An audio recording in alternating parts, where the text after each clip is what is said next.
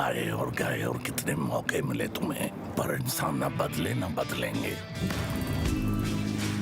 तो जो मैंने पहले बोला था वही ही हुआ, वही दोबारा ट्रेलर आया तो हमें देखने को मिल रहा है कि यास्किन उन लड़कियों को, उन औरतों को फर्टिलिटी प्रोग्राम में डाल के रखता है ताकि उनके ऑफस्प्रिंग निकल सके जिन पे ये काबू कर सके। और वो सारे ऑफस्प्रिंग मोस्ट प्रोबेबली, क्या मैं कंफर्म कह सकता हूँ कि कली के ही हैं। क्यों मैं ऐसा कह सकता हूँ? क्योंकि मुझे देखने में कुछ चीजें नोटिस हुई हैं, जैसे कि कली को आखिर बाहर क्यों निकाला, यास्किन को जिसके अंदर कली है उसे आखिर बाहर क्यों निकाला गया है, उसका डीएनए सैंपल लेने के लिए इन्फ्यूज करके, ताकि उसका डीएनए यूज करके एक ऑप्टिमम होस्ट तैयार किया जा सके जिसके अंदर कली की आत्मा को या फिर कह लो इसकी नॉन फिजिकल शरीर को डाला जा सके। अब जो मैं बताने जा रहा हूँ वो थोड़ा सा अजीब लग सकता है और आगे आने वाली सारी बातें अजीब लग सकती है। तो बात ऐसी है कि मुझे इसको देख के पूरी फीलिंग आ रही है मैड मैक्स वाली, कि सारे के सारे जितने ये लड़ने वाले दिख रहे हैं ये सारे के सारे कली के ऑफस्प्रिंग हैं, सारे के सारे उसके बच्चे, एक को भी नहीं छोड़ा इसने, सारे इसी के बच्चे हैं। अब ये कॉम्पेटेबल नहीं थे कि ये कुछ कर सकें, इनके शरीर में कली जा सके, तो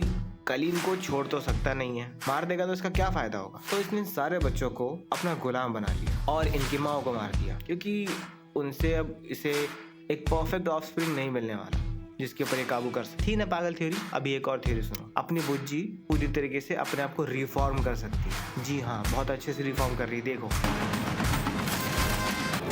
इस बार मैं प्रिपेयर होके आया हूँ। आजा। तो ये देख के क्या लगता है, मैंने जो बोला था मैं फिर बोल रहा हूँ वो सही ही होगा। कल की पैदा होंगे, अपना भैरवा उन्हें पालेगा और अपनी बुज्जी को रिफॉर्म करके डीवीडीटी नाम देके अपग्रेड करके कल्कि को देगा, और कल्कि को देगा एक घोड़े जैसे दिखने वाले किसी रोबोट के रूप में जो निकलेगा देवदत्त। ये मैं अभी कह रहा हूँ, मैं लिख के दे दो यार, इस टाइप की चीज कुछ होने वाली है। या तो प्रभास को सीधे कल के बनाएंगे ये लोग, नहीं बनाएंगे तो क्या करेंगे। महादेव का एक बहुत बड़ा रोल है, बहुत इंपॉर्टेंट रोल है कली के बड़े होने में, कली को सारी चीजें सिखाने में। अब अगर आप लोगों ने चीजें नहीं पढ़ी हैं तो कली पुराण है, उसको पढ़ लीजिए, ऑनलाइन मिल जाएगी फ्री में, पीडीएफ है। हाँ, संस्कृत में होगी या फिर इंग्लिश में होगी, ये दो लैंग्वेजेस में मिलती है। हिंदी में चांसेस कम है लेकिन मिल जाएगी, कोशिश करना पड़ेगा आप लोगों को।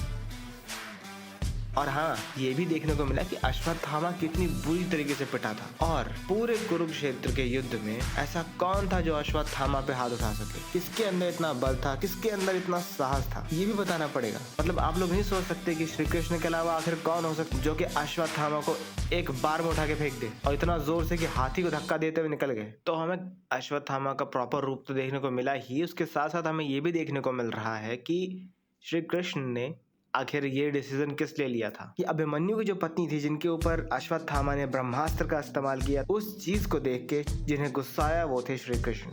हद करके गुस्सा आया यार, हद करके, मतलब गुद्दी से हाथ के रख दी इस आदमी की पूरी। सॉरी फॉर माय वर्ड्स, लेकिन यार देखो यार, ये काम अच्छा वाला थोड़ी था। अपने इसी एक काम की वजह से तो कल्कि का वेट करना पड़ रहा है। अगर ये काम नहीं किया होता तो कल्कि का वेट नहीं करना पड़ता ना, मुक्ति पहले मिल जाती। ये काम करने की क्या जरूरत थी, बच्चों को बीच में घसीटने का क्या मतलब था, वो भी अजन्म में बच्चों। अब लेकिन ये नियति थी तो नियति थी, इसका क्या ही कर सकते हैं। उसके अलावा एक और अजीब सी चीज देखने को मिली मुझे इस ट्रेलर में, कि इतने सारे लोग लड़ रहे हैं और ये सब केशव को बुला रहे हैं। अब केशव मतलब श्री कृष्ण मतलब कल्कि मतलब कैसे बुला सकते हैं यार, वो अभी पैदा भी नहीं हुआ। तो हमें शायद कुछ तो कैच देखने को मिलने वाला है कि केशव रूप में कौन है वो कल्कि जो आएगा, या फिर ये प्रभास ही कल्कि निकल जाए। मुझे कुछ समझ ढंग से आ नहीं रहा है, लेकिन इम्पोर्टेंट ये चीजें बहुत हैं, तो मार्कर और पेन लेके बैठ सकते हैं।